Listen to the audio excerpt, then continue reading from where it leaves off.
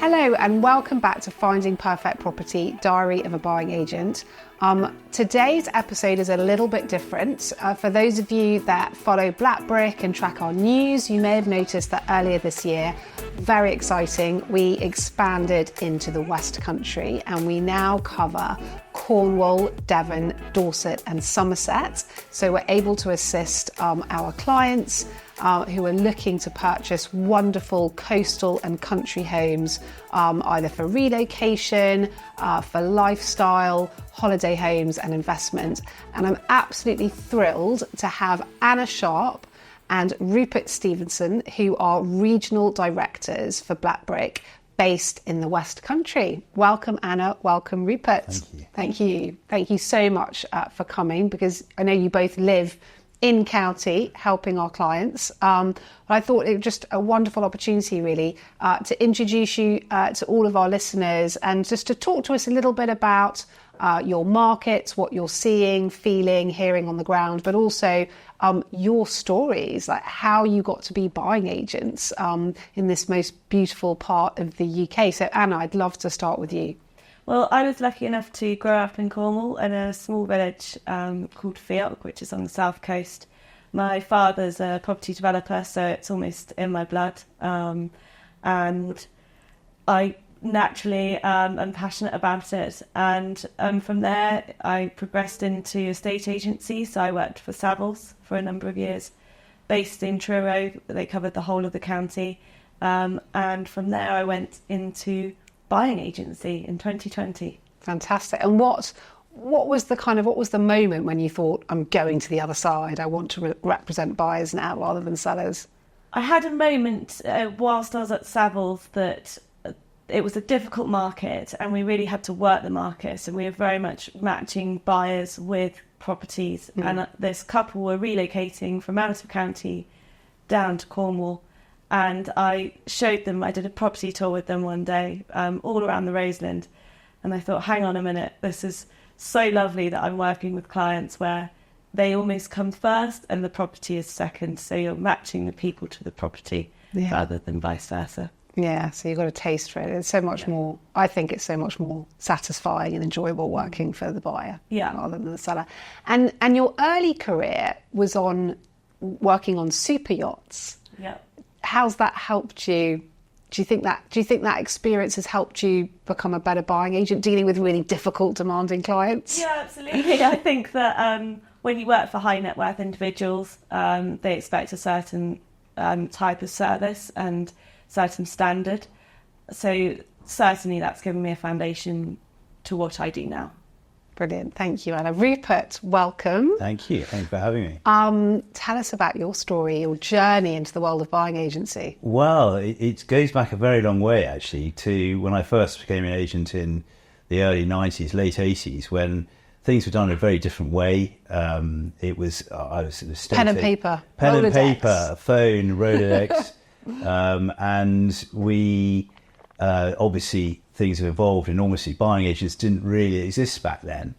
But as my career developed and I eventually owned my own land and estate agency, having started in London, I slowly moved out. We did St George's Hill, and I owned my own a land and estate agency in Surrey and Sussex. And we ended up, my wife and I, meanwhile, were doing up a lot of houses around Sussex, developing them. And so I suppose, a bit like Anna, property is very much it runs in our veins, in my veins. And when I sold my agency back in 2016, I found that I wasn't really using my property expertise in the way that I would have liked to. And I'd always fancied being a buying agent, and I was going to set up on my own when I was approached by somebody, one of the local Exeter agents, saying, "Don't do it, Rupert, you've got to speak to my mate who owned another buying agent at the time." Anyway, the rest is history.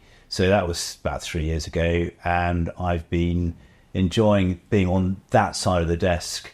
As you said yourself, it's so much more satisfying than having to do the volume, sifting through buyers when you're an estate agent. It's a very different type of business, and when I'm just looking after a small handful of of clients, high net worth individuals. I get to know them incredibly well, which is something I wasn't always able to do when I was on the other side of the desk.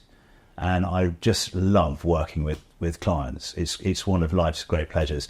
And it's very nice to be able to put your expertise to use. And Anna and I both live and work in our patches, as you know. Makes a huge difference, I think, to the outcome. We're able to use all our contacts, and it's just, we know a lot of people in the areas we work in.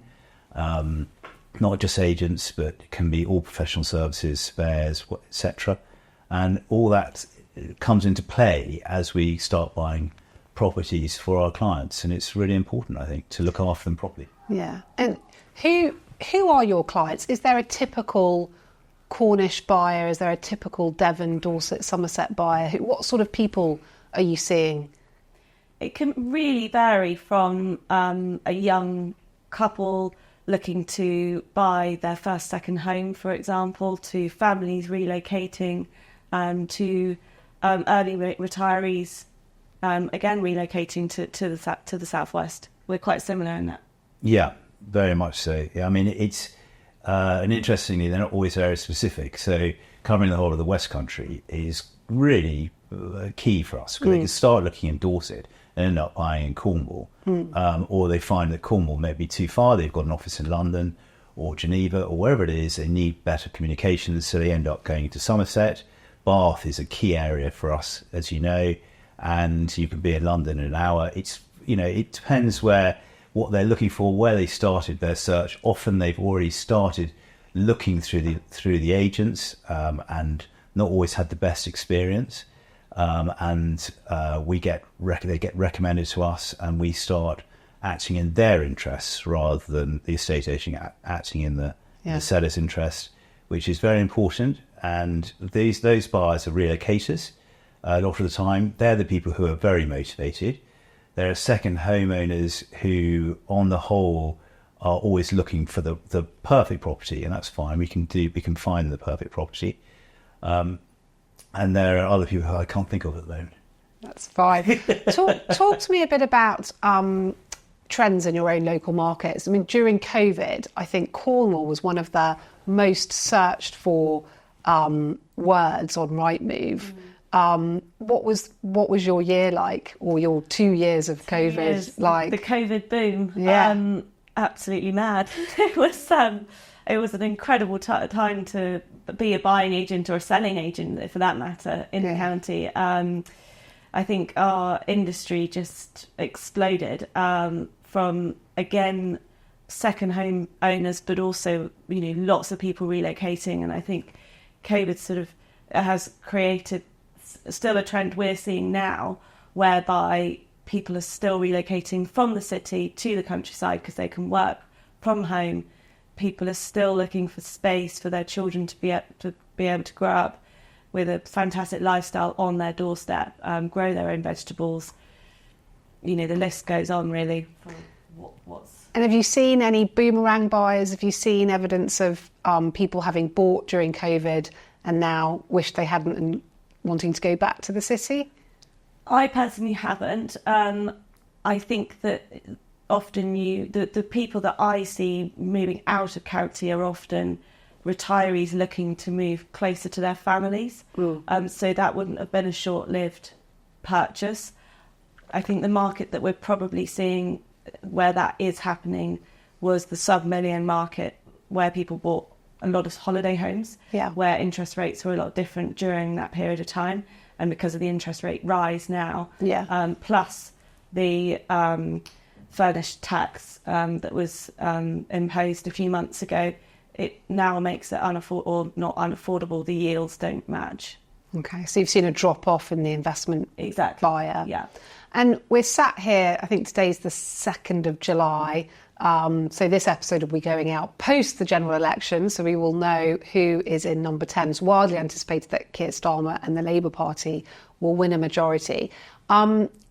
Are you seeing any nervousness in the market, in your own local markets, around the general election, and what impact that might have on your local property markets? Yeah, it's definitely created a slightly slower. I think that on the whole, transaction volumes have been lower this year than they would normally be, particularly after the COVID years. It's more of a normalised market that we're seeing at the moment. There are definitely, I think, the high net individuals will get on with life, whatever happens. They're not really affected by what's going on in the world, and if they want something, they will buy it. I think the mainstream market has been slower because of the mortgage rates and the election. People are waiting to see what happens. There are certainly some of the bigger houses I'm going to see. The vendors are selling because they are fearful of potential property taxes that may be imposed by a Labour government, and that is probably having a bearing on their decision making. These are people who are in their 60s and 70s who put off moving during COVID, and they are now ready to move. They can afford to stay in their houses, but they are wary, and they're liquidating some of their assets and making sure that they can that any future property taxes don't affect their inheritance or in their beneficiaries. So there's definitely more country homes coming to the market, and there are a few large coastal properties coming to the market as well for that reason. But the general election hasn't been mentioned to us too regularly. The non-dom taxes have changed things slightly. We had an American client who was making a different decision, that he reduces his budget from 5 million down to 1.6 million on the basis that he would rather be less exposed to the UK market. And these, as you know, are people who don't have to be in the UK. They could live anywhere. They often have 4 or 5 houses around the world. So that was an interesting change. The general election, as you say, is pretty much a foregone conclusion that Keir Starmer will be running the country. But I experienced the last Labour government for what Tony Blair was in for 12 years. And actually, the property market did very well under Tony Blair and his government. So I think there's probably not as much to fear as some people may be worried about. But no, I haven't seen particularly any major changes due to the general election. Moving on from politics, I want to talk a little bit about off-market. As buying agents, we all talk a lot about, part of the value that we bring clients is our ability to find them things that they wouldn't be able to find without our help. What's the off-market world like in Cornwall, Anna? I think the saying of who you know, not what you know, works in the southwest. And through Rupert and our contacts from living in these areas, our wealth of contacts often will approach us, or we are in regular contact with them and have the ability to know about properties that come on the market before they even hit the open market. So on top of that, previously, and actually I'm currently working on something at the moment whereby I've approached a potential seller.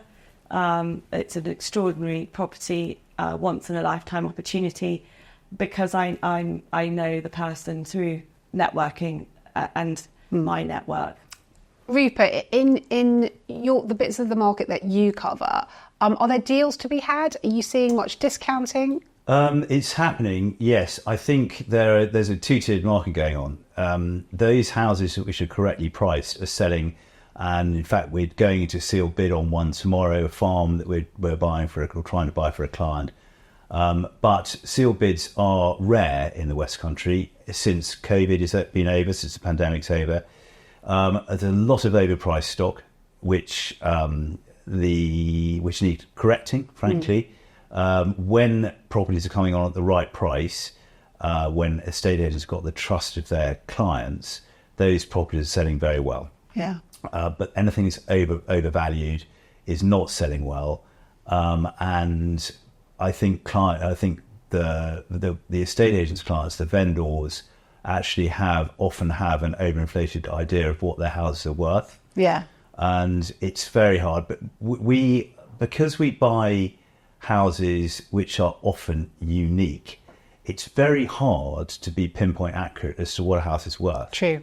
And so it's really down to willing buyer, willing seller. Yeah. And when we're buying off market, obviously it's more about securing the property than it is about getting a bargain. If it's an open market property, we can we can be one of the only buyers, in which case we can drive a hard bargain, which is obviously what we're here for, is to get the best price for our clients. But sometimes it's more about securing it. Yeah. So in answer to your question, there are a few deals to be done, but I think there's still an imbalance between vendor expectations and buyer expectations. Yeah, I think we're seeing similar trends play out in London. What about cash buyers? Are they very prevalent in your markets, or do people mainly borrow when they're buying? Most of my buyers are cash, and a lot of them are older buyers who are either downsizing from their home counties or abroad, and they're cashing in they're paying off their mortgages. Yeah. But we do have a younger set of buyers coming through who are relocating to the southwest. Since COVID, interestingly, people can work from home a lot more, so they can do that long travel if they need to get to London or to their office in wherever it is, Oxford, Bristol. But they don't necessarily have to be there all the time. So, and Anna's really noticed this, haven't you? It's really, there's a trend for the 30-somethings and the 40-somethings to relocate to a really lovely lifestyle and brilliant way of life away from the cities. And that hasn't really stopped since COVID. I think it's going to carry on that way because people put fibre optic into most of the West Country now. So you could be literally looking out of your window at the water, the seagulls, and making a call to New York. And Fantastic. You could be anywhere in the world. Yeah. Anna, I want to talk a bit about like the celebrity following in Cornwall. There's quite a few articles that have been in the press over the last few months about Morgan Porth, and obviously everyone knows Gordon Ramsay has a house near Rock. Is it genuine, or is it just journalists making up some wonderful stories about all the celebs buying in Morgan Porth? How true are the rumours? I think there are certainly celebrities that have bought in the past and probably will continue to buy in Cornwall. I think the media will always focus in if there's a big celebrity in the area, but yeah, I mean, we've acted in the past for, again, high net worth and similar people. So I think Cornwall, if you can, a lot of people are attracted to Cornwall and the southwest because they want to get away from it all. I think it's really unfortunate when the media do get hold of it, and these people are normal people at the end of the day. They just want to come down to Cornwall and have a lovely holiday. So, but do you think they've pushed property values up? What's the most expensive part of Cornwall to buy in now? Still on the north coast, between Morgan Porth and Rock, certainly. Yeah, that area. And is that because they are the most picturesque, or is it because you've got some high-profile buyers that have bought down there? I think there's definitely a trend of, if a set of people, I guess you could say, are buying within that area, it becomes quite trendy. All it takes is for a couple of houses to... This has certainly happened in Morgan Porth, whereby they've been developed by a very good architect and developer, and it changes the whole seafront. Then the coffee shops start coming in, and then the good shops, and it becomes a much more sought-after area for those types of buyers. Yeah. And what about Cornwall as an all-year place? Obviously, you live there, born and bred. I guess some people listening to the podcast may view both your markets, but I think particularly Cornwall as just a place to go in the summer. Yeah. I think, again, it depends on what type of buyer or person you are and what you're looking for, because actually a lot of locals prefer Cornwall in the wintertime because you can walk along a North Coast beach or in the sort of rural areas of Cornwall and not see a single soul. And I think there's something really special about that. Yeah, absolutely. What about you, Rupert? Do you think there's a seasonality to Devon, Dorset, Somerset? I think on the coastal towns and villages, yes, there are a few really super coastal towns and villages which stay very much open in the winter. But a lot of them are hollowed out by the second homers going home and not being there. You go into the country, though, and it's a living, working environment. There's an awful lot going on in the winter. A lot of rural sports, shooting. It really happens. And there's since COVID, interestingly, there are a lot more. The roads are busier in the winter. there are a lot more people physically living down there now. And that applies to Dorset, it applies to Devon. Somerset is a properly working area. I mean, you can be in London so easily. Yeah. You've got Bristol Airport. Glastonbury, exactly. It all happens that one. That is only busy for a week, though, isn't it?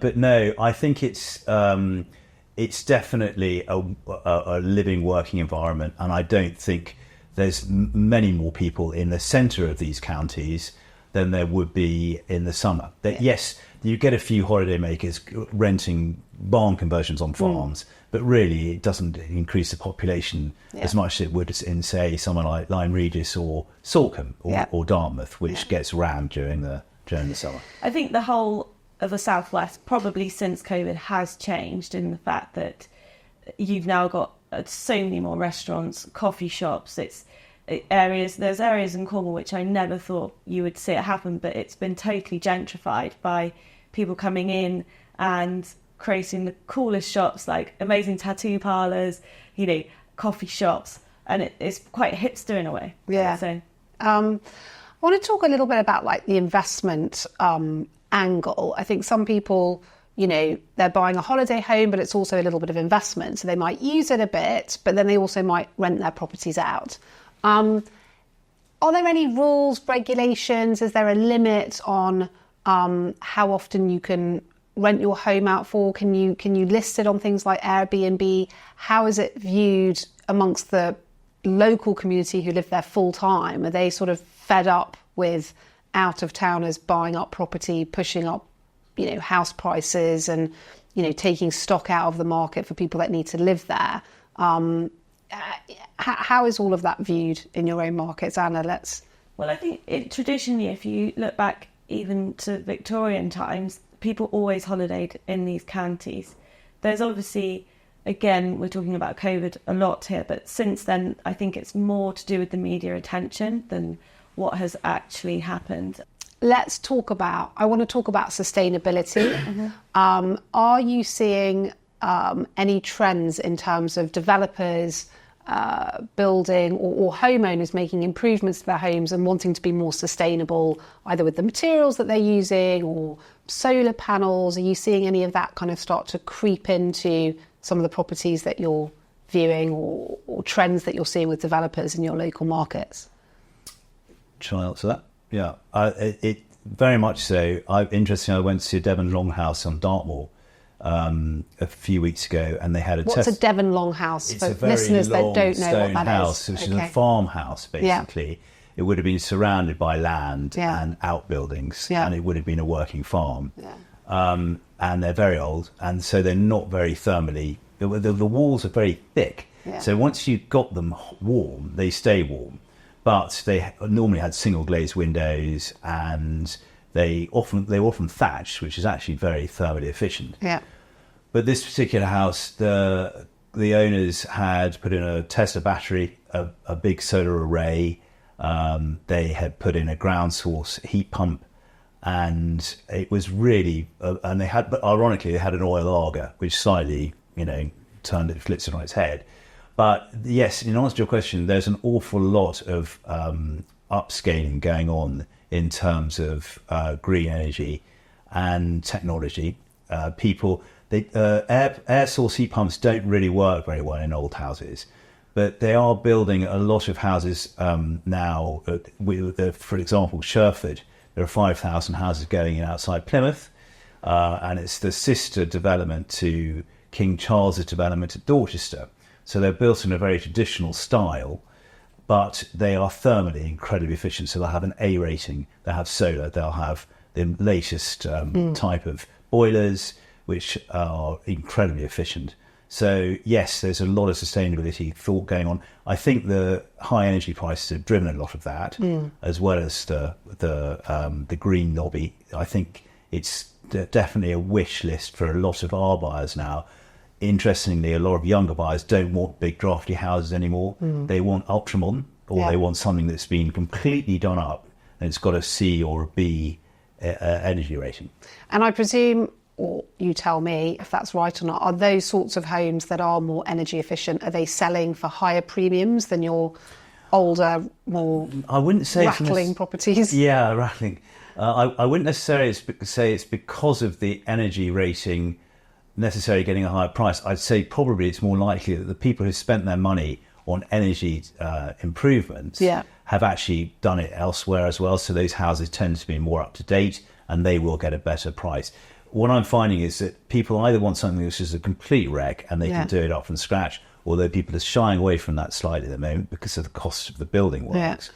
Or they want something that's already been done up to the nines and it's super efficient and they can just put their furniture down. And that's a big trend. That's a big shift in the last few years. So some of the older sellers in their 70s that we were talking about earlier are actually not, their houses aren't necessarily selling that well unless they're very tightly priced, because people don't want these big drafty houses anymore. We're seeing similar trend play out in London, people just not wanting to do work, the cost of work obviously having risen significantly. I want to talk a little bit about climate change. One of the reasons why I was very keen to launch out into the West Country is my belief, having spent last summer in the south of France in 40-degree heat, that summers in Europe, on the Côte d'Azur and Spain and Greece will become just totally unbearable. And people in Europe will look for other places to have their family holidays. And I think the British Isles and places like Cornwall will be, a big benefactor of that trend. I think it's coming. I don't think we're seeing it yet, but I think it's right around the corner. What are your views, Anna? I agree. As Camilla knows, I came back from a holiday in Greece yesterday and almost had heat stroke. So we're not even really in July yet. We're not even in July. I mean, again, I'm going to sound biased, but I don't think there's anywhere better on earth than Cornwall on a sunny day. I was on a boat recently in Cornwall with some friends and we'd anchored off the beach. The water was crystal clear. Our waters are clean. There was nobody else on the beach apart from us. We were having a barbecue. I mean, it doesn't really get much better than that, I don't think. So I think, and the climate is bearable.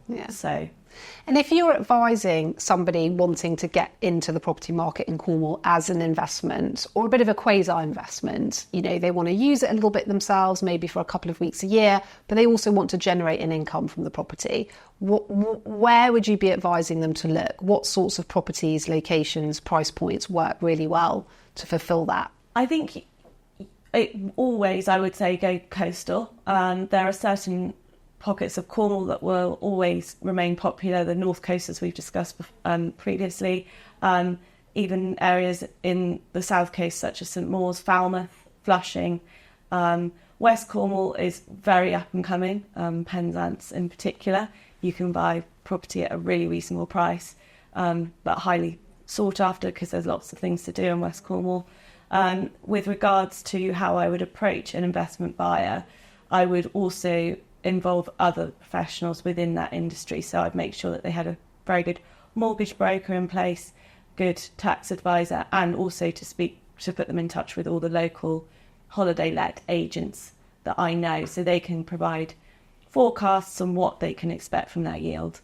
Okay, interesting. And is there much of an investment market in Devon, Dorset? I would say because since the tax regime has changed for holiday lets, that's obviously had a significant effect on your yield. And if you've got a mortgage, obviously that has a big bearing on it. If you're a cash buyer, there are some ways to basically pay for your holiday cottage or house or flat where it will pay for itself by renting it out. Obviously that limits the time then you can use it. There is a demand for investment properties in and around the Dorset, Somerset and Devon areas, but it's more coastal, I would say, and that really brings to mind the south coast. So we're talking Lyme Regis, Salcombe, Dartmouth, and there aren't many actually big conurbations along the south coast. You think about Poole is very expensive now, Sandbanks, and really, yes, you can get a very good weekly rent for these properties, but it won't cover the cost of buying them, or it might cover the cost of running them, but not really the cost of buying them. So the sums do add up to a certain extent, but not so great since they changed the tax. So it helps the running costs, but not a huge amount. Exactly. Anna, what do you think the best things are to do in Cornwall? Everything. What are your top tips for somebody coming to Cornwall for the first time in terms of where to go, what to do? First time, I think it depends on what you enjoy doing. It's such a lifestyle county, so whether you're an active family and you want to get up in the morning and go for a run or a surf, the North Coast is excellent for that. The coastal footpath around the whole of the county is absolutely stunning. South Coast, obviously, you've got sailing, paddle boarding, all sorts of water sports. If you're a bit more of a foodie, then you can go to the villages such as Padstow or Falmouth, Flushing again. And then inland, actually, we've got some amazing, beautiful rural spots, areas such as Zena or towards Bodmin Moor. Fantastic. Rupert, what about sort of is there a culinary scene in your patch as well? Yes, very much so. It's very interesting, actually. Anna and I were talking about this a bit earlier. It's food to fork. Literally the Devon and Dorset countryside is just made for wonderful food, whether that's beef or whether it's grow your own vegetables, the fresh asparagus you can get. It's seasonally. It's the restaurants, even the pubs, are now gastronomic. There's 3 Michelin stars within an hour's drive of where we live, and the standard, the quality of food and wine. Interestingly, there's a big influx of winemakers now. That's interesting, and they're making some very good wines, which is superb. Same with locally brewed beer. And there's, for example, Heron Valley make their own cider from apples they grow themselves. Yeah. It's a really big foodie scene, and it's growing, and it's becoming people are more aware of their food miles now. So we can grow virtually everything in the West Country that we need to eat very, very well. Yeah. Eat and drink very, very well. Fantastic. Super restaurants. What if you had to choose your most memorable transaction? I know it's really hard because we've done so many as a business, and people ask me this a lot, and I struggle to choose. But if you had to choose your most memorable client that you've acted for, property that you've dealt with, what would it be?